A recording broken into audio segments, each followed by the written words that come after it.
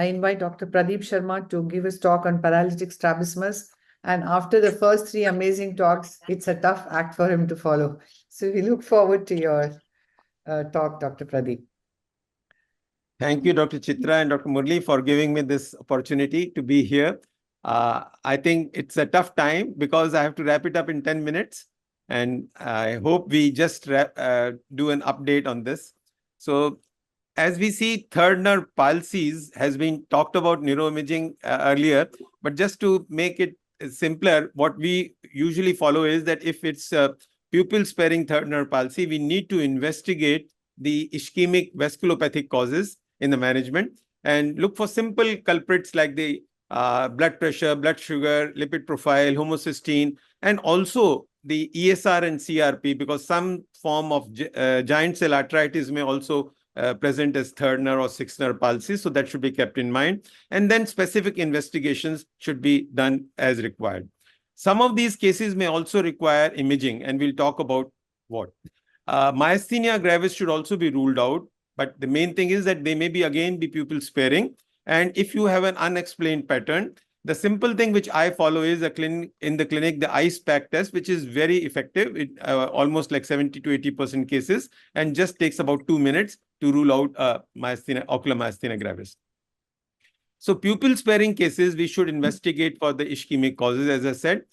But if there are no pupillary involvement, look for delayed pupillary involvement in the subsequent 5 days and recheck every 4 to 6 weeks. Usually the vasculopathic third nerve palsies start recovering in 4 to 6 weeks time and fully recover by 3 months. If there is no recovery happening in the first week, or the pupil dilates, or additional neurological features are happening, or there are aberrant regeneration, or there is a progress of palsy, do not hesitate to do an imaging. So imaging should be done in these cases. And if there is a third nerve palsy with pain, specifically an MRA would be called for.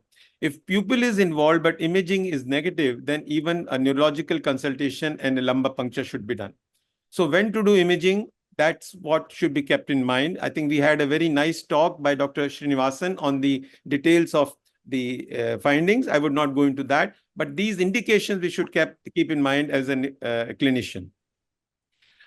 Cases which have a pupillary involvement, of course, we should be looking for, there may be intracranial space occupying lesions. And as has been talked about, why there is a pupillary sparing, because of in the vasculopathic, because of the nerves which are having blood supply outside. The aneurysms can also be causing the third nerve palsy.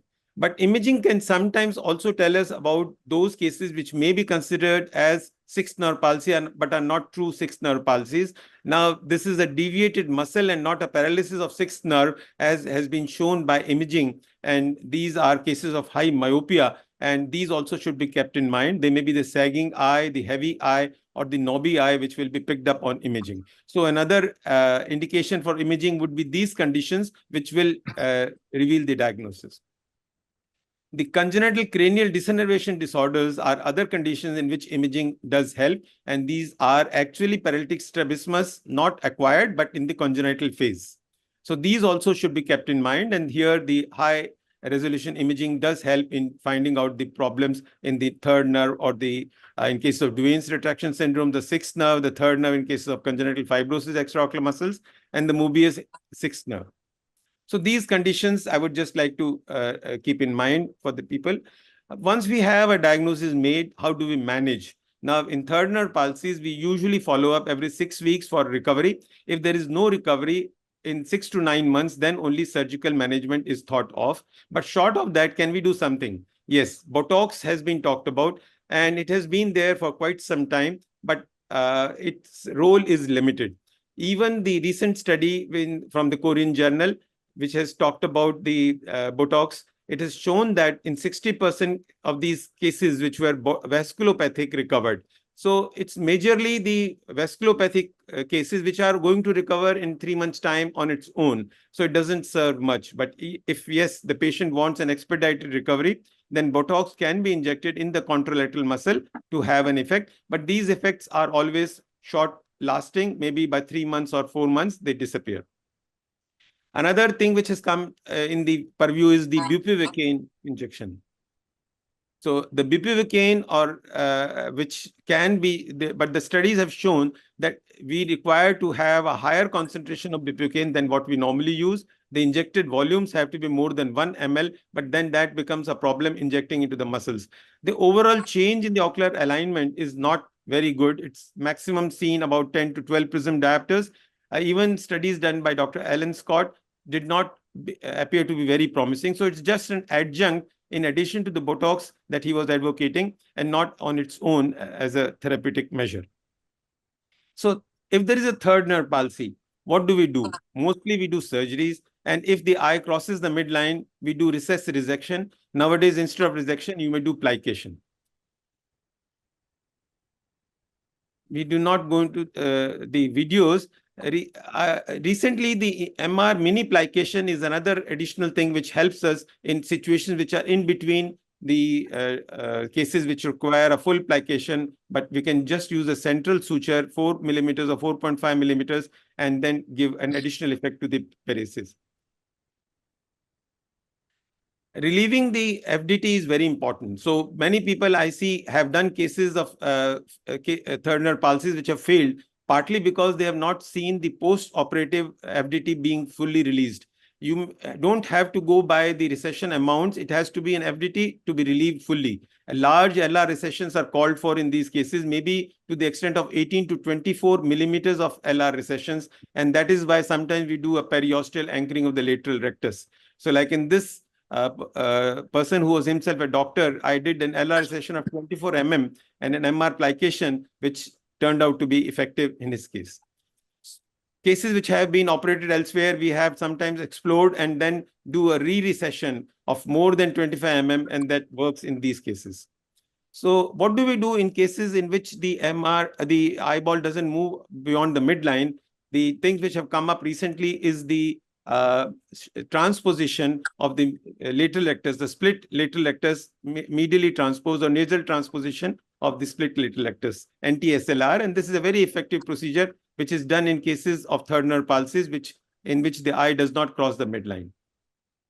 Cases in which there is a hypertropia preoperatively, we have done a full transposition of the lateral rectus without splitting inferiorly, and that also yields very good results. So that is something which can be kept in mind. You need not always split the lateral rectus. You may transpose the lateral rectus full width inferiorly if there is going to get a correction of hypertropia in addition to the exotropia. Cases which have a pseudotosis may require a contralateral superior rectus weakening, a fixation duress procedure. And cases in which both may be done in, that means the NTSLR as well as the fixation duress procedure to correct both the problems in third nerve palsies. Cases which have a very severe exotropias of 90 prisms, we have done periosteal fixation of lateral rectus and also sometimes a periosteal anchoring of the globe medially to correct the exotropia of these large amounts.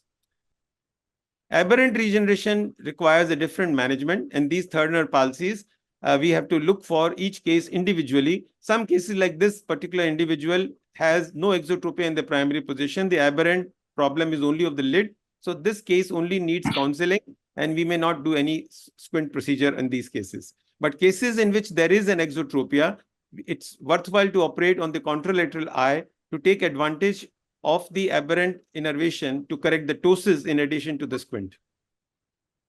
Now, this is an individual who had a left third nerve palsy in which there has been a contralateral eye done, and you can see that the ptosis also has been corrected after the squint surgery.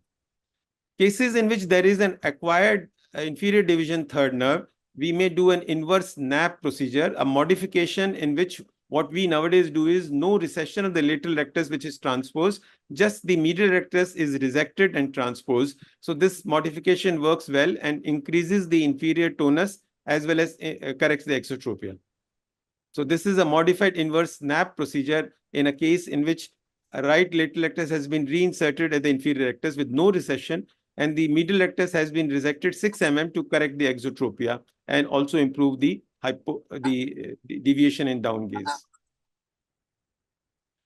Cases may also be improved by some other procedures like what we have the Scott procedure in the contralateral eye. This is another newer advance in the squint surgeries. that may help us correct the incomitant strabismus, which is there in these cases.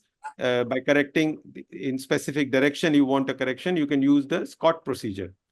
Like in this case, a Scott procedure, resection of 6 mm and the recession of 12 mm on the lateral rectus of the contralateral eye has corrected this incomitance. So important points to remember: deviation in the primary position, look for incomitance, look for the fixing eye for the target deviation. If suppose there is an eye which has no vision, you may have to choose the eye which is fixating. If it is a paralytic eye, a larger correction may be required. FDT for the LR is very important to keep in mind at the end of the surgery, and you may require to do supramaximal recessions in these cases. An option of contralateral muscle surgery should be kept in mind. In 6th nerve palsies, we are little fortunate because we have the vertical recti which are intact, unlike the 3rd nerve palsies. And here we may use the transpositions of the vertical recti, either a full tendon width or a partial tendon VRT. Or nowadays we have the Nishida's procedure or the belly transfers, which can help us in correcting the cases which cannot be corrected by recess and resect procedure alone. So here there is a non-adjustable partial VRT, and this is showing you a cross-acting VRT to enhance the effect of the vertical transpositions. So these are the advances which we are nowadays following in correcting these cases of paralytic strabismus, which are large angle deviation in primary position, to correct the primary position as well as to improve the abduction in cases of 6th nerve palsy. The modified Nishida's procedure, or the belly transfer of the vertical recti without splitting the vertical recti and without disinserting the vertical recti, is a good advance to make use of, as it doesn't sacrifice the anterior segment blood supply and gives the vectorization of the vertical force. So these are cases in which we have achieved the correction. There is a review which our group had done of vertical rectus transposition procedures for lateral rectus palsy, a systematic review. But mind you, the important thing is that there is a lot of variability as per the case, also as per the surgeon and his technique, that the results may have a lot of variation.